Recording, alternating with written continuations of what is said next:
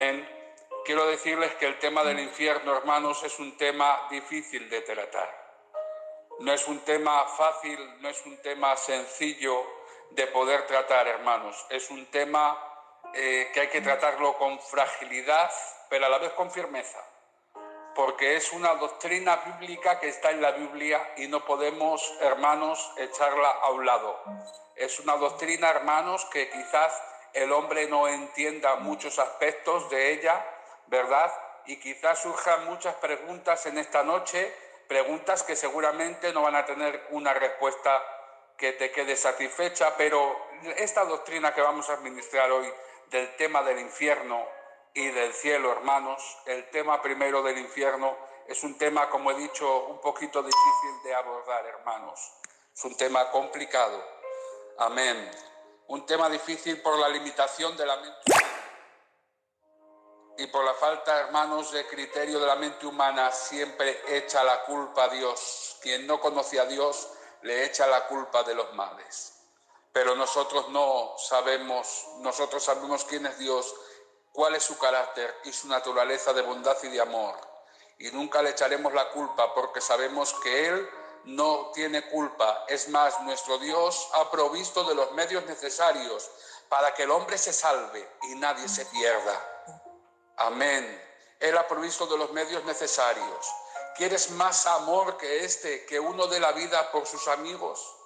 Quien no conoce el carácter de Dios enseguida le echa culpa a Dios diciendo: ¿por qué creaste el infierno para luego lanzarme allí? Quien no conoce a Dios enseguida le echará la culpa a Dios de los males del mundo. ¿Por qué Dios no soluciona las guerras como la que hay ahora? ¿Por qué Dios no soluciona las enfermedades como esta pandemia que hemos vivido? Y enseguida quien no conoce a Dios le echa la culpa. Pero nosotros conocemos el carácter de Dios y sabemos que su naturaleza es amor y que nos ama. Hasta tal punto nos ama que dio su vida en la cruz del Calvario, dio a su Hijo. Amén. En la mente de Dios estaba gestada la salvación. Enseguida entraremos al tema, pero quiero aclarar esto. En la mente de Dios estaba gestada la salvación. Hay gente que ha dicho predicando, y el hijo dijo: yo iré. Y el padre dijo: no vayas, hijo, perdonarme, que así no sucedió. Que muchas veces, hermanos, vamos más allá de las Escrituras, y cuando vamos más allá de las Escrituras cometemos un error que se llama especulación, y no podemos especular de la palabra. La palabra es tal como es y hay que predicarla como es, no especulando de la palabra, hermanos. Hay gente que ha dicho pues que el padre le dijo al hijo: no vayas, y han hecho como un drama, hermanos, perdonadme la expresión, como una telenovela, donde el padre no quiere que el hijo sufra, pero el hijo es un valiente y va a sufrir en la cruz. No, hermanos, perdonadme, el padre quiso enviar al hijo y el hijo quiso obedecer al padre. Todo en una misma mente, porque déjenme decirles, como ustedes saben, que Dios es tres personas distintas y un solo Dios verdadero. Comparten la misma mente. El Padre, el Hijo y el Espíritu Santo no se tienen que poner de acuerdo porque no son tres mentes distintas. Es una sola mente, hermanos. Comparten la misma mente. No se tienen que poner de acuerdo. Es un solo Dios verdadero en tres personas distintas. Es el gran misterio de la Trinidad que nosotros abrazamos por la fe en el nombre de Jesús. Amén. Déjame decirte, hermanos, que en la mente de Dios se gestó la salvación. Antes de que el hombre pecara, ya en la mente de Dios había un sacrificio de un cordero santo inmolado. Por lo tanto, no eches la culpa a Dios. El que se condena porque no quiere abrazar el evangelio. El que se condena porque quiere vivir la vida conforme a él le da la gana, en su concupiscencia, en sus pecados. Y se cumple la escritura, que el cerdo vuelve al lodo y el perro vuelve al vómito, y luego quieren echar la culpa a un Dios santo, un Dios, hermanos, que se ha dado en la cruz para poder perdonar al género humano. No pueden echar la culpa a Dios cuando Dios ha provisto de la solución y del remedio antes que el mal propio. Amén.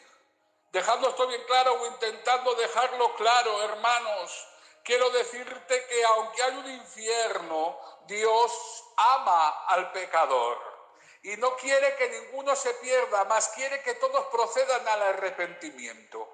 Ahora bien, hay un infierno, hermanos, y si alguien fue un gran predicador sobre el infierno, fue nuestro Señor Jesucristo.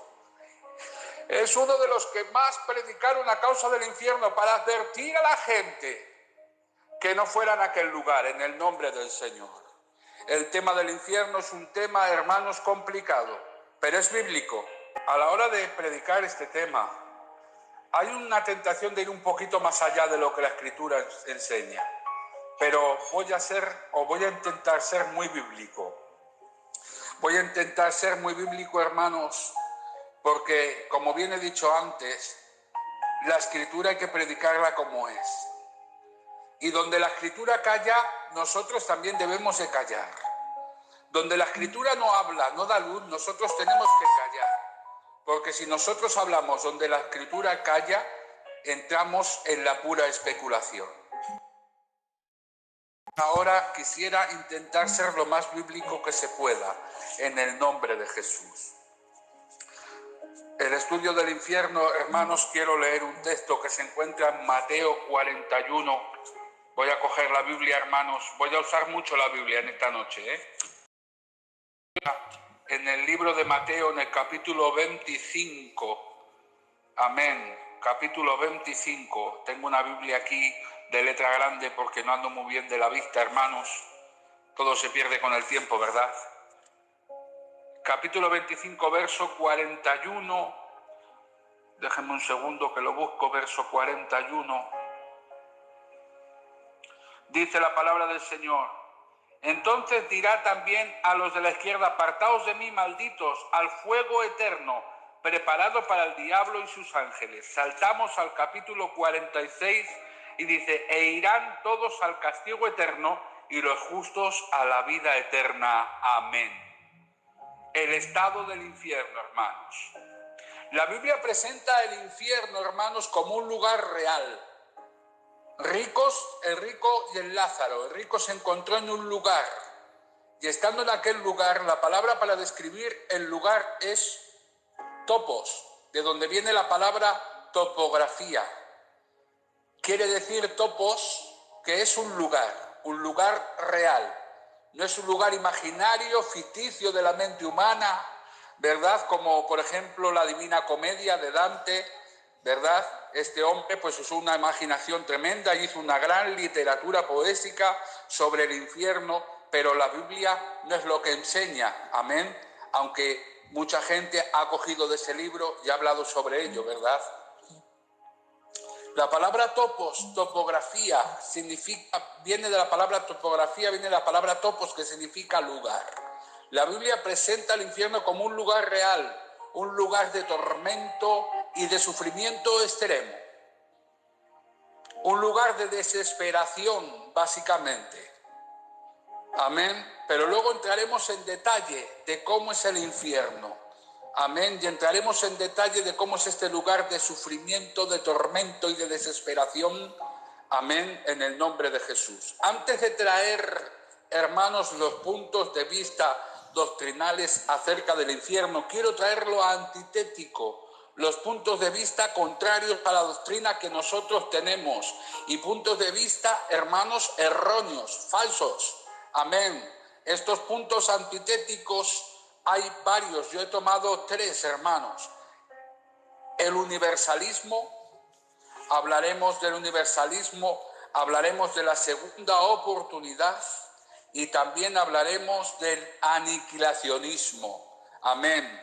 Con la ayuda del Espíritu Santo quisiera abordar estos 3 temas y con la Biblia contradecir lo que estos 3 temas enseñan estos teólogos que han abrazado estas corrientes doctrinales. Voy cortando, hermanos, para que todos puedan oír, ¿vale? Si alguno no oye, vuelvo a repetir, me cortan los hermanos con toda libertad, amén. El universalismo, hermanos, es una tendencia, un pensamiento, porque ustedes saben que la Biblia es eficaz, toda ella es útil y creemos en la inerrancia de las Escrituras, pero no en el pensamiento del hombre humano, porque yo puedo coger un texto e interpretarlo mal. La Biblia no se equivoca, me estoy equivocando yo que estoy interpretando mal ese texto. Amén. Por eso es importante hacer una correcta exégesis de la Escritura. Amén. En el nombre de Jesús. El universalismo, hermanos, estos enseñan los universalistas que todos serán salvos y todos irán al cielo. Es decir, que no habrá ningún condenado. Los universalistas sostienen, hermanos, que todos serán salvos y nadie irá al infierno. Nadie será condenado eternamente. Amén. El universalismo, hermanos, hubo hombres como Orígenes, uno de los padres de la Iglesia, que abrazó esta teoría, la teoría del universalismo. La abrazó, hermanos. Él creía en esta teoría, no solamente él, sino también, por ejemplo, el teólogo más moderno llamado Carver, también abrazó, ¿verdad?, el universalismo. Estos creen que todos los seres humanos van a ser salvos.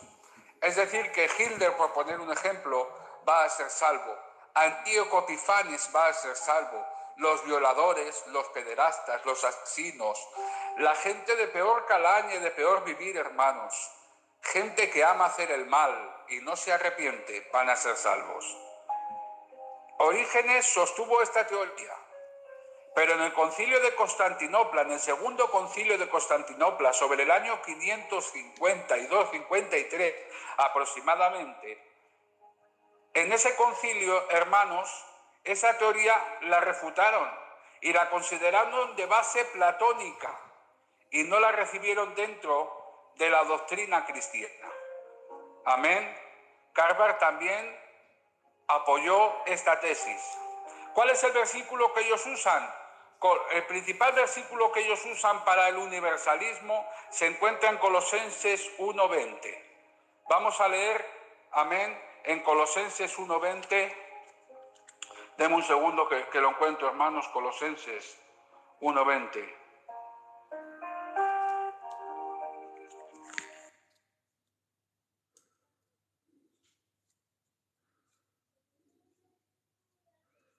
Colosenses 1:20 dice la palabra del Señor: y por medio de él reconciliar consigo todas las cosas, así las que están en la tierra como las que están en los cielos, haciendo la paz mediante la sangre de su cruz.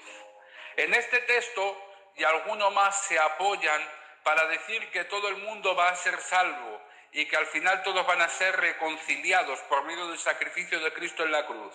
Pero aquí no dice personas, dice cosas, reconciliando consigo todas las cosas. Amén. Las que están en la tierra como las que están en los cielos. Aquí está hablando no de una salvación universal, sino de una redención universal. Sí creo en una redención universal, hermanos, pero no creo en una salvación universal. Amén. Creo en una redención universal, es decir, creo que Cristo murió por todos, no por unos pocos, como sostienen algunas corrientes doctrinales. Yo creo que Cristo tuvo redención universal, es decir, murió por todos los pecadores, por todo el género humano. Amén. Pero no todo el mundo va a ser salvo. No creo en una salvación universal. ¿Una salvación universal? No. ¿Redención universal? Sí. Creo que Cristo murió por todos. Dios, hermanos, ama tanto al género humano que se entregó en la cruz del Calvario para que todos fuéramos salvos. Pero hay una condición, que ahora la hablaremos, hermanos. Amén. Sí hay una redención universal. Cuando alguien te diga que Cristo murió solo por los escogidos, no le hagas caso. Respeta su creencia, pero no le hagas caso. El amor de Dios es más excelente que un capricho. Dios no murió de una forma caprichosa para unos cuantos escogidos y por los demás no pagó el precio en la cruz del Calvario. Él murió por todos. El justo por los injustos, dice la Biblia, para acercarnos a Dios. Amén. Él es el sumo pontífice, no el Papa católico de Roma. ¿Qué va? Ese es un ser pecador como nosotros, igual, un hombre necesitado de Dios. El verdadero sumo pontífice se llama Jesucristo. Él murió en la cruz del Calvario haciendo de puente entre Dios y el hombre, porque el pecado del hombre había hecho un surco, hermanos, había roto la relación con Dios. Pero Cristo, hermanos, pagó el precio en la cruz del Calvario, y esa redención es universal, quiere decir que Él murió por todos y por cada uno de nosotros. Pero por desgracia la salvación no es universal. Cristo murió por todos para ofrecer esta salvación, pero no tiene carácter universal porque no todos van a ser salvos. El universalismo se equivoca de pleno. Cristo murió por todos, sí, pero no todos van a ser salvos, pues la Biblia enseña de una manera clara y positiva que para que podamos ser salvos es necesario que tenga el hombre o la mujer fe. Amén. Es necesario que tengan fe, hermanos, para poder beneficiarnos de la salvación. Primeramente,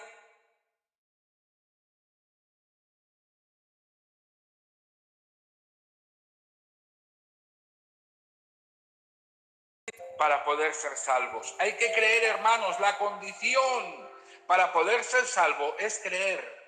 Juan 3:16 dice la Escritura: porque de tal manera amó Dios al mundo que ha dado a su Hijo unigénito. ¡Ay, qué amor más grande, hermanos! ¡Ay, Padre!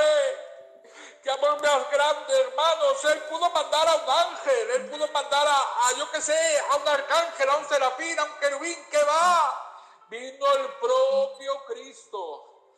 Amén. A darse en la cruz del Calvario. Porque de tal manera amó Dios al mundo, nos ha amado. No está hablando del mundo planeta, sino de los seres humanos. Juan, perdona, adelante, que hay gente que no escucha.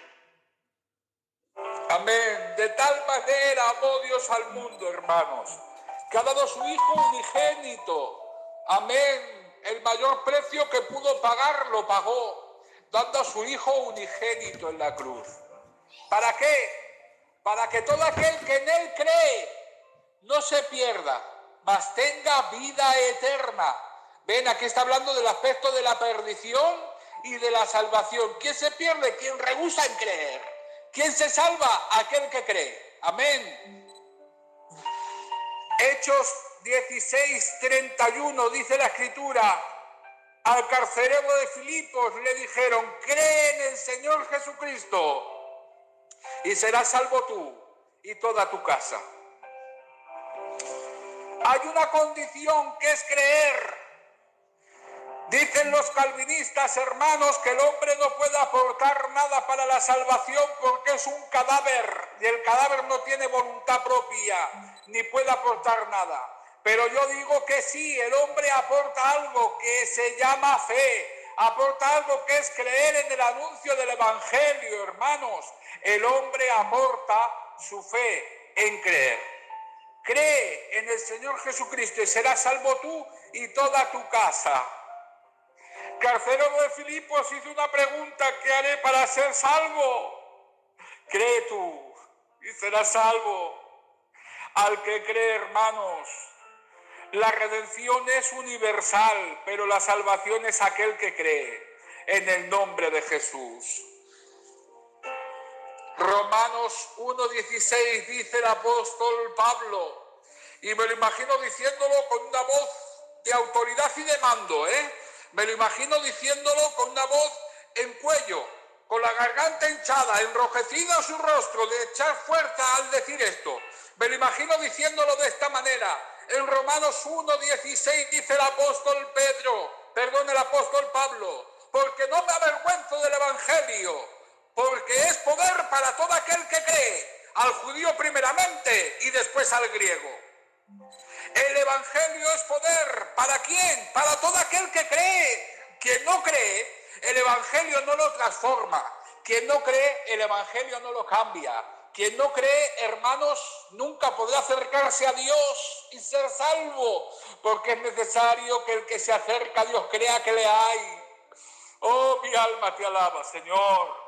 Hermanos, el universalismo enseña que todos van a ser salvos.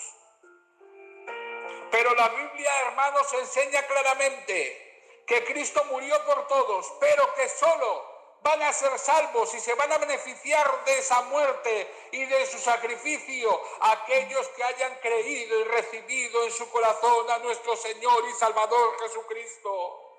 Hay una condición, es que crees. Nosotros hemos creído en el anuncio del Evangelio.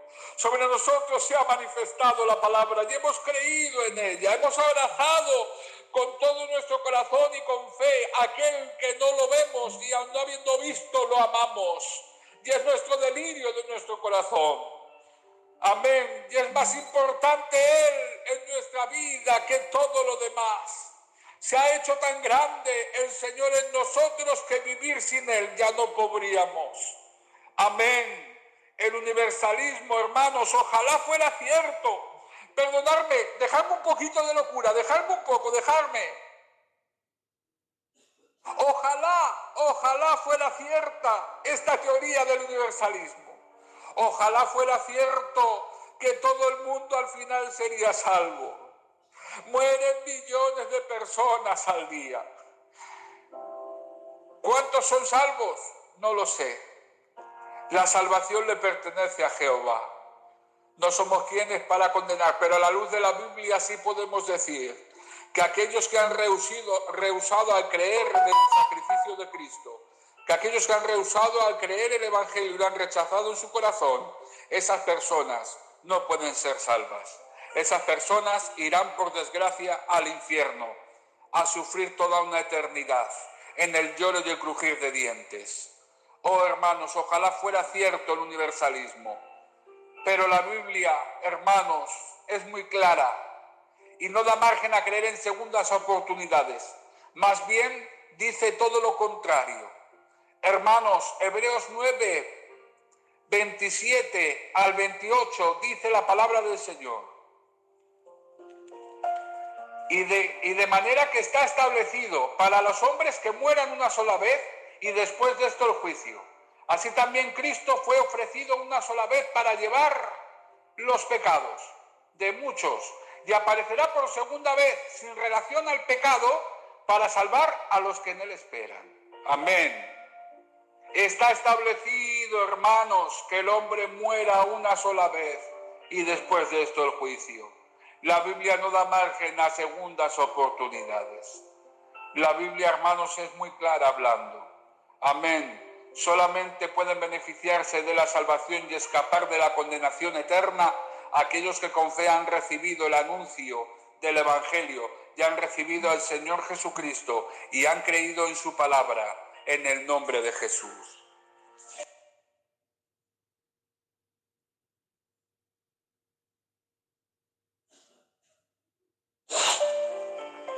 Otra parte a considerar, hermanos, aparte del universalismo, que como bien hemos visto es algo antitético a la doctrina, hermanos, también existe otra corriente que se le llama la segunda oportunidad, o más bien conocido como purgatorio o la doctrina del purgatorio, una doctrina de origen católica, hermanos. Una doctrina que todos o casi todos la conocen muy bien. Esta doctrina, hermanos, del purgatorio, creen que el fuego del infierno tiene un efecto purificador. Y no solamente el fuego tiene un efecto purificador, sino los vivos pueden hacer penitencia, pueden pagar indulgencias, pueden hacer misas, pueden poner velas por las personas que han partido, ellos creyendo que de esa manera acortan el sufrimiento de ellos en el Hades, acortan el sufrimiento de ellos en el lugar llamado purgatorio, donde purgarán sus pecados para luego, hermanos, poder entrar al reino de los cielos, poder entrar al paraíso, al gozo del Señor. Esto lo creen, hermanos, los católicos. Creen en la segunda oportunidad, que cuando una persona ha muerto no estando en condiciones delante de Dios, va al purgatorio. Claro, si ha sido bautizado por ellos. Si no has sido bautizado por ellos, no vas al purgatorio. Un niño que no ha sido bautizado en la Iglesia Católica, según ellos creen, va a un lugar llamado limbo, donde están sin pena ni gloria, sin sufrimiento alguno, pero sin gozo alguno, y allí estarán siempre. Pero el cristiano que ha sido malo, o aquel que no ha sido un real cristiano, ese irá al purgatorio, y allí purgará sus pecados. Y como he dicho antes, creen, hermanos, en la penitencia. O sea, hay gente que son penitentes por causa de gente que ha muerto, ha fallecido, hermanos, y ellos creen que de esa manera están ayudándoles a ser salvos. Pagan también indulgencias y hacen misas por los difuntos, creyendo que de esa manera van a ayudar a ese ser querido que ha partido. Pero déjame decirte que la Biblia no enseña eso, sino todo lo contrario. Nadie puede mediar. No hay santo, no hay virgen, no hay misa, no hay vela, no hay indulgencia, no hay penitencia que podamos hacer por el que ha partido. El que ha partido, si ha partido estando en condiciones delante de Dios, estará en el gozo, en la presencia del Señor. No en el seno de Abraham, hermanos, porque todos sabemos que el seno de Abraham ya está transportado al cielo y que los 3 días que estuvo Cristo, hermanos, sin resucitar, en esos 3 días se llevó cautiva la cautividad y dio dones a los hombres. Es decir, que el seno de Abraham se lo llevó con él al cielo. Amén. Y ahora cuando un creyente muere, hermanos, cuando un creyente parte, ya no va al seno de Abraham, va a la presencia de Dios, en el nombre de Jesús. Pero no vamos a entrar ahí porque sería entrar en otro tema que luego hay que meterlo en el cielo. Amén. En la segunda parte del tema. Hermanos, dice Perman que si esto del purgatorio fuera así, el fuego del infierno tendría más eficacia que la sangre de Cristo. Dice la palabra del Señor que solo hay un mediador entre Dios y los hombres, Jesucristo hombre. Los católicos basan esta doctrina que ellos tienen, que es una herejía, hermanos, la basan en un solo texto de un libro. Ustedes saben que no podemos hacer una doctrina de un texto. Un texto aislado en la Escritura no puede formar una doctrina. Más bien una doctrina se debe formar por una serie de versículos apoyándose en unos a otros. Y aún encima este texto que usan los católicos no está en un libro del canon de la Escritura, sino que pertenece al libro apócrifo. Perdonadme que no me sale bien la palabra apócrifo, o como se diga, ya me entienden ustedes. Este libro es el libro de Segunda de Macabeos. En el capítulo 12, versículo 46, aparece esto.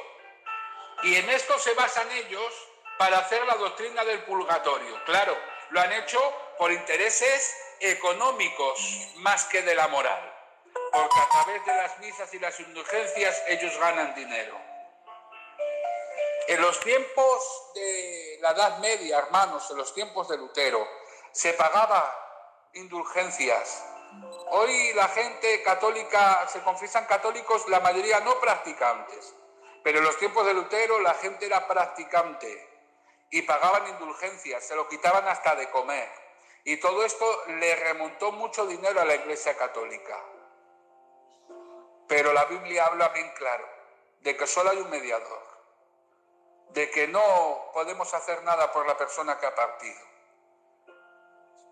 La persona que ha partido dará cuentas a Dios de su vida. Amén. Está establecido que el hombre muera una sola vez y después de esto el juicio, y nadie puede mediar por el hombre. No hay obra buena que podamos hacer, ni aun por nosotros mismos estando en vida, hermanos. Dice la palabra del Señor en cuanto a la salvación, que la mejor obra del hombre es como trapo de inmundicia. Ustedes saben que la palabra aquí usada para trapo de inmundicia está hablando de una cosa que usaban las mujeres, que no quiero entrar en detalles. Ese es el trapo de inmundicia. Algo, según la ley, abominable, ¿verdad? Algo, según la ley, sucio, inmundo, no abominable, sino inmundo, ¿verdad? Sin embargo, la mejor obra del hombre, la mejor que puedas hacer. Imagínate lo mejor que puedas hacer. Pues eso no pagaría ni un apéndice, ni una pizca de tu salvación. Amén. Por lo tanto, no hay nada que el hombre pueda hacer por la persona que ha fallecido. Simplemente, hermanos, será Dios con esa persona en el nombre de Jesús.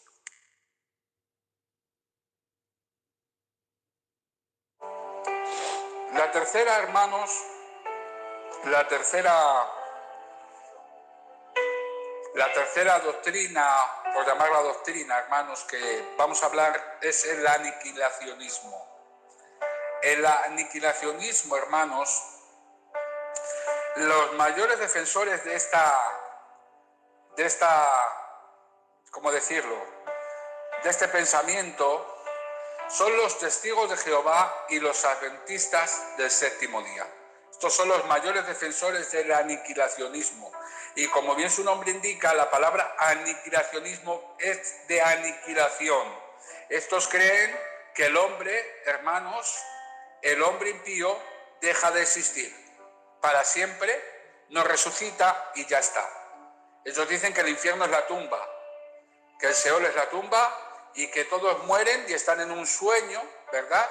Y están en ese sueño y solamente despertarán de ese sueño aquellos que han sido fieles, aquellos que han creído en el anuncio del Señor, aquellos que han sido cristianos. Los que no han creído, la gente impía, los pecadores, no resucitarán, dejarán de existir. Ellos creen que el hombre es mortal por naturaleza, pero que Dios da el don de la inmortalidad a los redimidos. Esto es básicamente lo que enseña la doctrina del aniquilacionismo. Amén. Ellos dicen que como un Dios de amor, de perfecto amor, un Dios de bondad, puede permitir que haya personas condenadas eternamente en un sufrimiento y en un tormento. Y tenemos que confesar, hermanos, que esto cuesta asimilarlo. Es verdad que cuesta asimilar que quizá podamos tener algún pariente o algún conocido que no haya aceptado al Señor y quizás no esté en la presencia de Dios y se encuentre en un lugar peor. Cuesta aceptarlo, pero está en la palabra de Dios. Y es doctrina, hermanos, dentro de la palabra de Dios. Amén. Ellos basan, hermanos, su teoría en que un Dios de amor no puede permitir que una persona esté eternamente sufriendo. Amén. Ellos basan esa doctrina simplemente en eso. Pero la Escritura, hermanos, es muy clara hablando. Ellos cogen textos como, por ejemplo, el texto de el alma que pecare, ésta morirá. Pero nosotros sabemos que este texto no está hablando de una muerte, de dejar de existir, de existencialismo, sino que está hablando de la segunda muerte, que es la separación de Dios.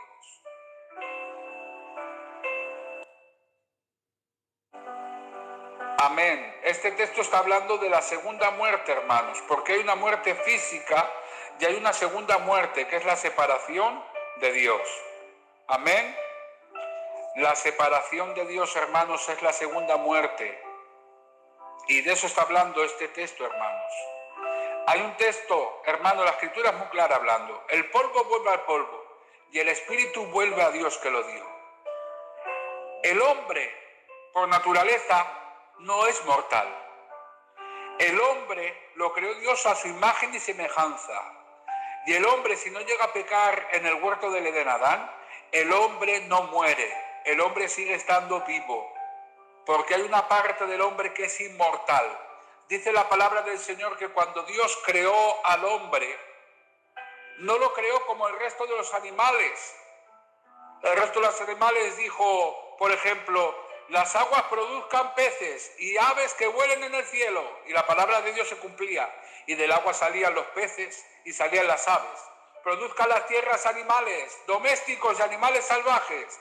Y ahí de la tierra empezaron a salir los elefantes, leones, faunas, etcétera, animales domésticos también, como el caballo, la vaca, la ternera, yo qué sé. Pero cuando formó al hombre, hermanos, dice la Escritura que esculpió una imagen del barro. Y estando allí ese muñeco inerte y sin vida, dice la Escritura en el libro de Génesis, que sopló de su nariz aliento de vida y fue el hombre un ser viviente. Hay una parte que el polvo va a volver al polvo, hermanos. Si Cristo no viene y la muerte nos visita, este cuerpo terrenal, hermanos, va a volver al polvo. Pero el espíritu que lo dio Dios, el verdadero Juan que está dentro de este caparazón llamado cuerpo de carne, este, hermanos, este no puede morir. Este vuelve a Dios que lo dio. Amén.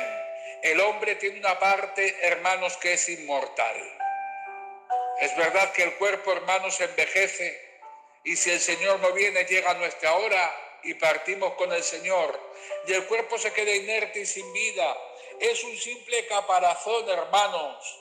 Un caparazón que está guardando algo valioso que hay dentro, que es el espíritu, alma, llámalo como quieras. Llámalo como te dé la gana, pero esa parte del hombre es eterna. Esa parte del hombre, hermanos, es eterna. Esa parte no se puede destruir. Amén. Por lo tanto, lo que enseña el aniquilacionismo no es bíblico. No es bíblico para nada, hermanos. No es bíblico para nada porque la Biblia lo enseña claramente. Dice en Juan 5:29, y los que hicieron lo bueno saldrán a resurrección de vida, mas los que hicieron lo malo a resurrección de condenación. Amén. El aniquilacionismo es un mero invento del hombre. El hombre es eterno y depende de lo que uno crea. Y de si acepta a Jesucristo, pasará la eternidad en gozo o pasará la eternidad en el infierno, en el tormento, en el lloro, el crujir de dientes, donde los condenados estarán continuamente sufriendo. Contra el aniquilacionismo, hermanos, hay textos que los vamos a leer. Daniel 12:2 dice: y muchos de los que duermen en el polvo de la tierra serán despertados, unos para vida eterna, otros para vergüenza y confusión perpetua. ¿Se dan cuenta? El estado del hombre, bien en el cielo o en el infierno, es eterno, de carácter eterno, porque el hombre está creado a imagen y semejanza de Dios. Y el hombre está creado, hermanos, para vivir una eternidad. El hombre no ha sido creado, hermanos, para luego dejar de existir y ser fulminado y nunca más tener memoria de él. El hombre, hermanos, es eterno. Tiene una parte eterna, hermanos. Y como bien dice la Escritura, serán despertados del polvo, unos para vida eterna, gloria a nuestro Dios, pero por desgracia otros para vergüenza y confusión perpetua. Dice en Mateo 3:12, y recogerá su trigo en su granero y quemará la paja en el fuego que nunca se apaga. Ven, carácter eterno, es un fuego que nunca se consume, es un fuego que siempre sigue ardiendo. ¿Por qué? Porque la paja no se consume, siempre sigue ardiendo. Marcos 9:44 dice que el gusano de ellos no muere y que el fuego nunca se apaga. Y también dice, y no se puede apagar. Colosenses 1:9 dice la palabra del Señor: sufrieron de eterna perdición, excluidos de la presencia del Señor y de la gloria de su poder. Sufrieron eterna perdición, hermanos, carácter eterno. Todos los versículos de la palabra del Señor dan carácter eterno a la condenación y carácter eterno a la salvación. Apocalipsis 14:11. El humo de su tormento sube por los siglos de los siglos y no tienen reposo de día ni de noche. ¡Ay, Padre! Dios nos libre y nos aparte de todo lo malo. El fuego será eterno, el lloro y el crujir de dientes será eterno, el tormento será eterno, La conciencia estará más despierta que nunca y habrá confusión y habrá recuerdos de cuántas oportunidades han tenido para poder ser salvos y las han rechazado todas. Amén, gloria a nuestro Dios. Ahora bien, hermanos, el infierno, según la Biblia enseña, es un lugar de tormento extremo. Amén. Según el punto de vista bíblico, es un tormento para aquellos que no pertenecen a Dios. El infierno es un lugar para aquellos que no pertenecen a Dios. Es un lugar que el que entra ya no puede salir, no hay escapatoria posible. Y es un lugar eterno, para toda una eternidad. Jesús ilustra el infierno como las tinieblas de fuera, donde será lloro y el crujir de dientes. Ilustra el infierno como el fuego que nunca se apaga. Es tan malo el infierno que ni los demonios quieren ir a aquel lugar. ¿Ustedes se acuerdan del demoniado ganadero cuando lo liberó el Señor? Los demonios le pidieron que no los mandara al abismo. No nos atormentes antes de tiempo, no nos mandes allá. Déjanos meternos en este hato de cerdos. ¿Cómo será aquel lugar que ni los demonios quieren ir allá? ¿Cómo será ese tormento, hermanos? Quiero decirte que el infierno no lo ha hecho Dios ni lo ha creado para el hombre. Ha sido creado, dice la Escritura, para Satanás y sus ángeles. Dios no condena a nadie al infierno, se condena a la persona que no quiere recibir el plan de salvación. Vamos a entrar un poquito más, hermanos, en este tema del infierno, que tiene carácter eterno. Dice la palabra del Señor, Apocalipsis 20:10, y el diablo que los engañaba fue lanzado al lago de fuego y azufre, donde estaban la bestia y el falso profeta, y serán atormentados de día y de noche por los siglos de los siglos. Esto, hermanos, no quiere decir que haya aniquilación, ni quiere decir, hermanos, que haya redención, universalismo, que luego serán todos salvos. No, aquí está hablando de un tormento de siglo a siglo, o sea, eterno, para siempre.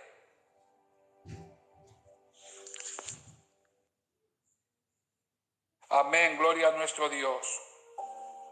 Sigo un poquito más, hermanos. Quiero hablar ahora sobre lo que Cristo enseñó acerca del infierno. Sobre lo que Cristo y sus discípulos enseñaron a causa del infierno, hermanos. Si alguien predicó sobre el infierno, fue nuestro Señor Jesucristo.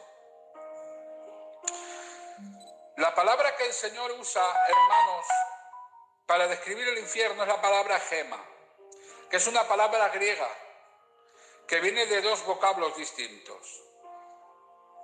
Gema es traducido, hermanos, como el valle o barranco.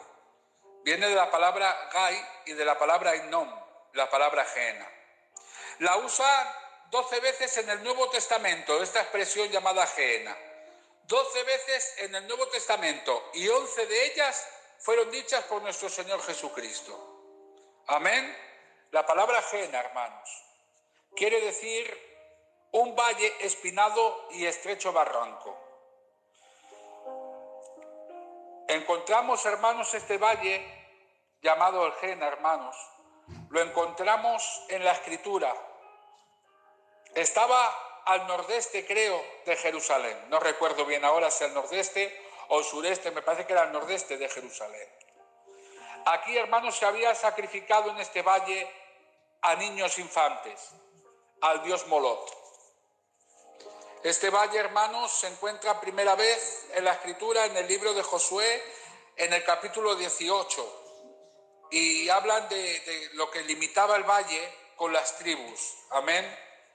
Este valle llamado el Valle de Hinnom o de los hijos de Hinnom, hermanos, era un valle donde se observaron muchas prácticas demoníacas. Entre ellas se observaron, hermanos, como bien he dicho, el sacrificio de niños. El rey Acaz, hermanos, que reinó en Jerusalén, fue uno de los reyes que pasaron a los niños por fuego. Dice la historia que replicaban los tambores y el humo subía. Allí estaba el dios Moloch con los brazos extendidos, con sus manos extendidas, las ponían al rojo vivo y allí echaban a sus propios hijos en sacrificio al dios Moloch y replicaban los tambores para que no se oyera el llanto de los infantes, hermanos.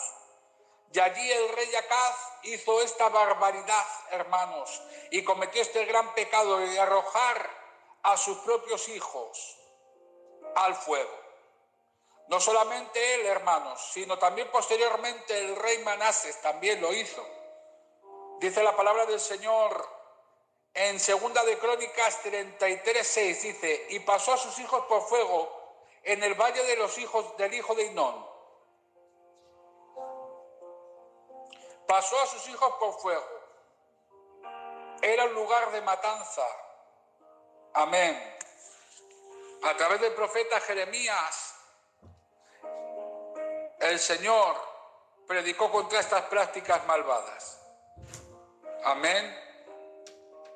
En los tiempos de Jesús, cuando Cristo predicó y habló sobre el valle de Hinnom, en aquellos tiempos, históricamente, en aquellos tiempos, ese lugar se convirtió en un vertedero donde ardía continuamente, perdonadme la expresión, la basura, los animales muertos y criminales que también habían sido muertos, que nadie los reclamaba, también eran lanzados allá.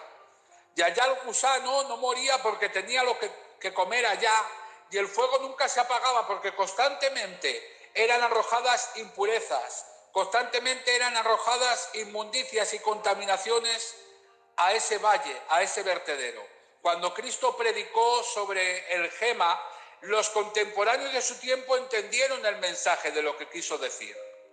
Entendieron el mensaje claramente de lo que quiso decir. Amén. Y comparó el infierno a este valle que continuamente está ardiendo. Amén. También, hermanos, usa la palabra Hades. Ocurre 10 veces en el Nuevo Testamento.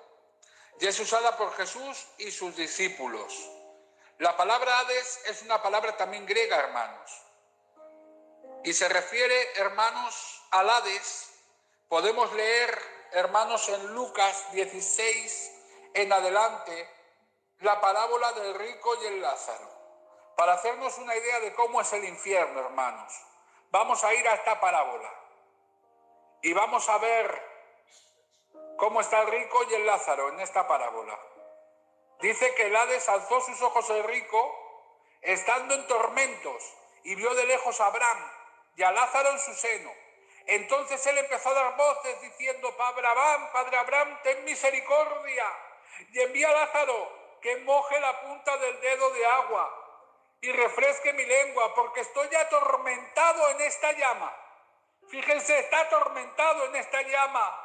Estaba en tormentos, y estando en tormentos alzó sus ojos y vio el seno de Abraham, al padre Abraham y a Lázaro en su seno. Y le dijo, Padre Abraham, ten misericordia y manda a Lázaro. ¿Ustedes han estado en algún día caluroso con sed, hermanos? ¿Han estado en algún día caluroso donde han estado trabajando, por ejemplo, en el campo y han tenido mucha sed? No sé si a usted le ha pasado el tener mucha sed y no tener agua en ese momento. Qué mal se pasa, hermanos. Qué mal se pasa. Pues tú imagínate, ¿qué puede hacer una simple gota en la boca del rico, en su lengua?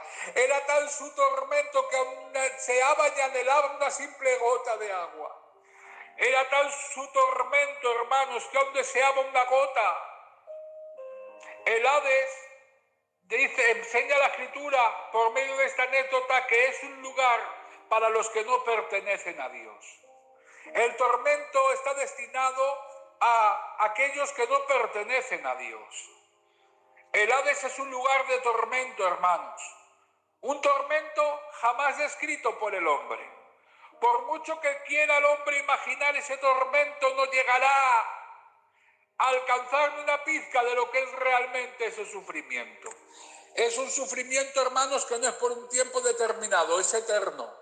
Es un sufrimiento sin esperanza, desesperación continua. El saber que no hay redención ni futura salida ya de ese lugar. con la conciencia, hermanos, despierta, sabiendo que pudieron salvarse y no lo hicieron, con ese tormento, no solo físico, sino también psíquico, pensando, ay, si yo llego a aceptar al Señor en aquel día, ay, si hubiera cambiado mi mala manera de vivir, ay, si me hubiera arrepentido y hubiera hecho un giro de 360 grados y me hubiera arrepentido de mi mala manera de vivir, ahora estaría en la presencia de Dios, ahora me encontraría gozando. Y sin embargo tengo que estar aquí en este sufrimiento, en esta llama donde los gusanos no mueren nunca y la llama no se apaga, constantemente en sufrimiento, en un continuo ay, sin ninguna posible salida.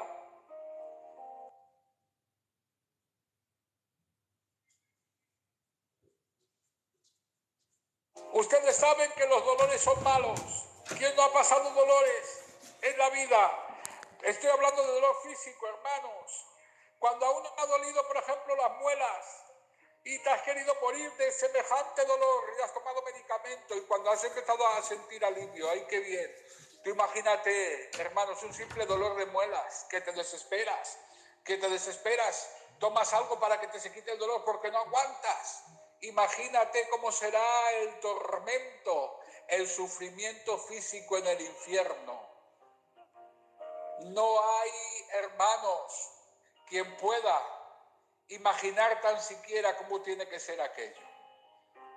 Tiene que ser tan horrible, hermanos, y tan desesperante. Que Cristo dijo, si tu ojo te es ocasión de caer, sácatelo. Mejor es que entres al reino de los cielos con un ojo que con los dos ser lanzado al infierno. Si tu pie te es ocasión de caer, parafraseando la escritura, hermanos, por no leer el texto ahora, córtatelo. Mejor es entrar cojo al reino de los cielos que con los dos pies ser lanzado al infierno. Si pensaríamos continuamente en el infierno, hermanos, y en lo que puede ser aquello, viviríamos con mucho más temor de Dios. Intentaríamos no hacer daño al prójimo y vivir en la perfecta santidad de Dios con todas nuestras fuerzas. Pero menos mal que no depende de nosotros, hermanos, sino del sacrificio de Cristo en la cruz. Y estamos en tiempos de gracia. Ahora, eso sí, es necesario que la persona se arrepienta y reciba a Jesucristo como su Salvador. Para escapar de ese lugar de tormento, solo hay una forma: aceptar a Jesucristo. Hay gente que vive, hermanos, sin querer aceptar al Señor, porque ello conlleva el cambiar de vida y les gusta la vida que ellos llevan y no quieren cambiar de vida. No quieren cambiar de vida. Hay gente que prefiere vivir en sus delitos y pecados. Pero hay de ellos cuando cierren sus ojos y lo hablan en la eternidad. Ya no habrá posible redención. Ya no podrán escapar de ese lugar de infierno, de ese lugar de dolor. El infierno es para aquellos que no pertenecen a Dios. Es un lugar de tormento. Es un lugar donde nadie puede escapar. Es un lugar donde no hay salida. Le dijo Abraham al rico, no puedes bajar, Lázaro, donde tú estás, ni tú subir acá, porque hay una grande cima que nos separa. Quien entra a aquel lugar ya no puede salir, hermanos. Amén. Ya no puede salir quien entre a aquel lugar, hermanos. El Hades, hermanos, es un lugar de tormento. Allí estaba el rico. La escritura no dice nada, pero yo quiero echar alas a la imaginación. ¿Cuántas veces le habrían predicado al rico? ¿Cuántas veces le habrían hablado del Señor? Y él prefirió su vida de deleites, de placeres, de cenas, de banquetes y de un largo etcétera antes de estar a cuentas con Dios. Merece la pena ser cristiano. No sé si me está escuchando alguien que no tiene a Cristo todavía. Quiero decirte que aún estás a tiempo, que merece la pena ser cristiano, que por correte, perdonadme la expresión, 4 juergas y pasártelo bien no merece la pena. Pasar una eternidad en el infierno, que es mejor estar en la presencia del Señor y gozar de sus deleites, hermanos, y de su presencia. Y cuando venga el Señor poderte ir con Él al reino de los cielos. O si la muerte te visita, Dios no lo quiera, hermanos, si la muerte te visita, que no tengas miedo porque estás a cuentas con Dios. Y sabes que te pasará como a Lázaro. Ángeles vendrán a por ti a llevarte a la presencia de Dios. Pero si hay alguien que me escucha que no tiene a Dios en su corazón, todavía hay salvación para ti. Todavía estás a tiempo. Cuando acabe esta predicación, pide oración, reconcíliate con el Señor, llama a tu pastor por teléfono, moléstalo que no pasa nada y dile: quiero aceptar al Señor como mi Salvador, no quiero perecer en el infierno. No merece la pena, joven, que vivas una vida de pecados y de vicios y luego pases una eternidad sufriendo en el infierno, sin esperanza, sin redención, en las tinieblas de fuera. No merece la pena, joven que me escuchas. Otra palabra que definen en el Nuevo Testamento para definir el infierno es usada solo una vez, la palabra griega llamada tártaros. La palabra tártaros solamente ha sido pronunciada una vez, hermanos, en el Nuevo Testamento por Pedro. Y esta palabra la usó para describir las tinieblas donde están los ángeles que tienen custodiados, los ángeles pecaminosos que tienen custodiados dentro del infierno. Dice así el texto: porque si Dios no perdona a los ángeles que pecaron, sino arrojándolos al infierno, los entregó a prisiones de oscuridad para ser reservados al juicio. Aquí la palabra infierno es tártaros. Tártaros, hermanos, claro, él está escribiendo, hermanos, ustedes saben que el Nuevo Testamento se escribió en griego y que está básicamente hecho para el pueblo gentil, para que crea, ¿verdad? Y la palabra tártaros, hermanos, según los griegos, ellos creían que dentro del Hades había varios niveles, ¿verdad? Y el Tártaros era el sitio más profundo de ese Hades, el sitio más profundo, hermanos. Esto nos da a entender que puede haber niveles y que de hecho habrá niveles en el infierno, niveles de tormento. No todo el mundo recibirá el mismo dolor o el mismo castigo. Conforme a su pecado y conforme a su concupiscencia recibirán retribución, recibirán el justo pago por medio del castigo. Amén. Ahora bien, hermanos, el infierno es un lugar donde hay que escapar. El infierno es un lugar terrorífico. Ni la peor película de terror puede ejemplificarse al infierno. Ni Steven Spielberg podría imaginar cómo será el infierno realmente. El infierno es un lugar de tormento eterno, hermanos. Es un lugar del que hay que escapar. Y estos días, hermanos, perdonadme que me salga del tema, me hacía reflexionar. Y salía llorando, hermanos, quebrantado. ¿Cuántas personas mueren sin Dios en el mundo? Y me hacía el Espíritu Santo sentirme mal, diciéndome: ¿y tú qué haces? ¿Qué estás haciendo? Hoy más que nunca, hermanos, debemos llevar el mensaje de salvación. La Iglesia tiene el precioso ministerio de la reconciliación, hermanos. A nosotros el Señor nos ha delegado su palabra y dice la Escritura que a Dios le agradó, ¿verdad?, convertir a la gente por medio de la locura de la predicación. No sé cuánta gente muere en el mundo diariamente. Mueren muchos, hermanos, muchísimos millones de personas. Y muchos de ellos quizás nunca hayan escuchado el mensaje de salvación. Muchos de ellos quizás nunca se les haya predicado de lo que Cristo hizo en la cruz y del infierno que tienen que escapar. Y les confieso, hermanos, que me sentía mal, porque muchas veces perdemos el tiempo en cosas que no aprovechan. Pero creo, hermanos, que hoy más que nunca debemos de tomar las calles y advertir a la gente del mal que se acerca, advertir a la gente de que hay una eternidad y que ellos pueden elegir dónde pasarla.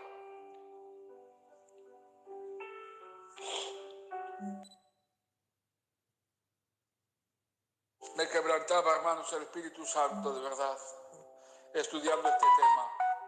Se han quedado muchas cosas en el tintero, hermanos, porque mi capacidad no llega a abarcar tanto. Pero déjenme decirles que el infierno es real, que es un lugar que existe, que está destinado para Satanás y sus ángeles malvados, pero que todo hombre que ande en sus concupiscencias y pecados también va a acabar allí. Y nosotros, hermanos, debemos de despertar de nuestro letargo y testificar de la verdad de la palabra en el nombre de Jesús. No importa que se rían. El otro día un vecino se me quedaba mirando como diciendo: ay, te has vuelto loquico, majo. Y empezaba a hablar con él y él no creía, se confiesa ateo. Empecemos a hablar y a dialogar y al final creo que la semilla fue depositada, hermanos. Y creo que el Espíritu Santo llega donde no llegamos nosotros. Nosotros tenemos que anunciar la palabra y dejar que luego el Espíritu Santo haga con esa persona en el nombre de Jesús.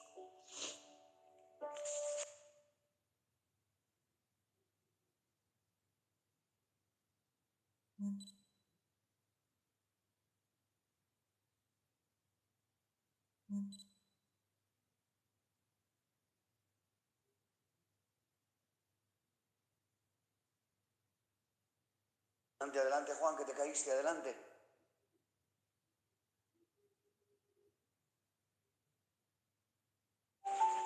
Amén, hermanos, amén.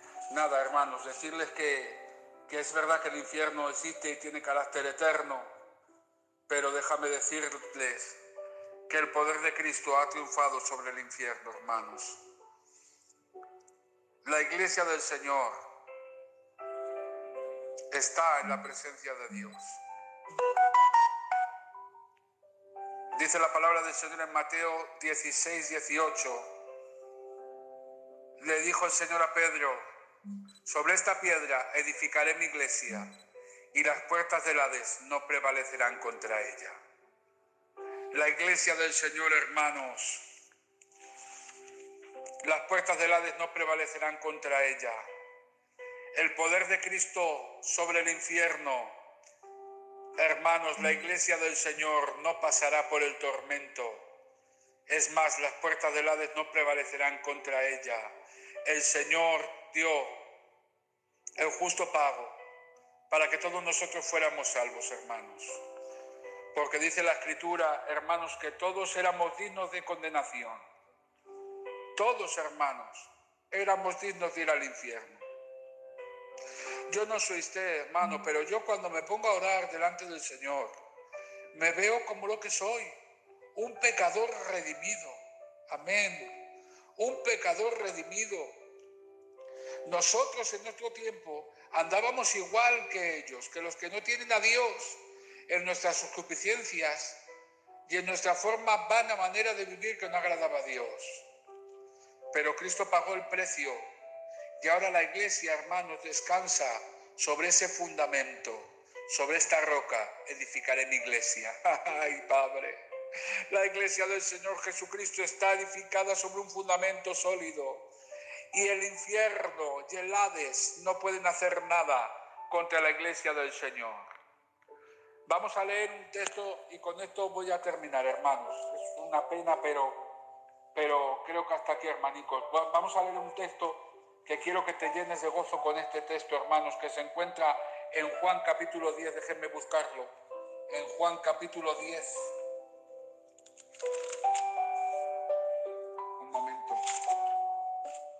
Juan capítulo 10, verso 27 al 29. Es tremendo lo que nos dice aquí la Escritura. Verso 27 al 29 dice la palabra: mis ovejas oyen mi voz, y yo las conozco y me siguen. Y yo les doy vida eterna, y no perecerán jamás, ni nadie las arrebatará de mi mano. Mi Padre me las dio, Él es mayor que todos, y nadie las puede arrebatar de la mano de mi Padre. Amén. Yo me gozo, hermanos, en la presencia del Señor. Es verdad que hay un castigo eterno para aquellos que no tienen a Dios, pero a nosotros, hermanos, que somos sus ovejas, hemos oído su voz, le hemos reconocido y le seguimos. Y nos ha dado vida eterna y no pereceremos jamás. Amén. Nos ha dado vida eterna y nadie puede arrebatarnos de las manos del Señor. Hermanos, ¿quién puede condenar a la iglesia del Señor si Cristo es el que justifica? Él es nuestro fundamento sólido. Hermanos, Él nos da vida eterna. ¡Qué bien! Vida eterna. Estaremos toda una eternidad gozando en la presencia del Señor. Estaremos deleitándonos continuamente. En el cielo gozaremos, hermanos. Gozaremos en su presencia. Hay un coro que canta César Vidal, me parece que es César Vidal o Marcos Vidal. Bueno, un tal Vidal canta un coro tremendo que dice: solamente una palabra, solamente una oración, cuando llega a tu presencia, oh Señor. No me importa el lugar de la mesa que me haga sentar, ni el color de mi corona que vaya a ostentar. Solamente déjame mirarte cara a cara, que se ahogue mi recuerdo en tu mirada. Déjame postrarme de rodillas a tus pies. Hermanos, cuando estemos en su presencia, cuando ya hemos alcanzado el ser redimidos en la totalidad, yo no sé tú, pero yo pienso tirarme a sus pies y estar mucho tiempo ahí, dice esa alabanza, y que nadie diga nada, porque estoy viendo al Maestro cara a cara. Amén. Él nos dará vida eterna, hermanos. El cielo está reservado para nosotros. No quiero ser canso, hermanos, ni pesado. He intentado transmitir lo que he recibido, hermanos, en el estudio. Se han quedado muchas cosas en el tintero porque mi capacidad, hermanos, lo reconozco, no llega. Pero déjame decirte que el infierno es más terrible de lo que te he predicado todavía. Por lo tanto, hermanos, hoy más que nunca, por favor, testifiquemos a las almas perdidas del peligro que se avecina para que puedan venir a la presencia del Señor, en el nombre de Jesús.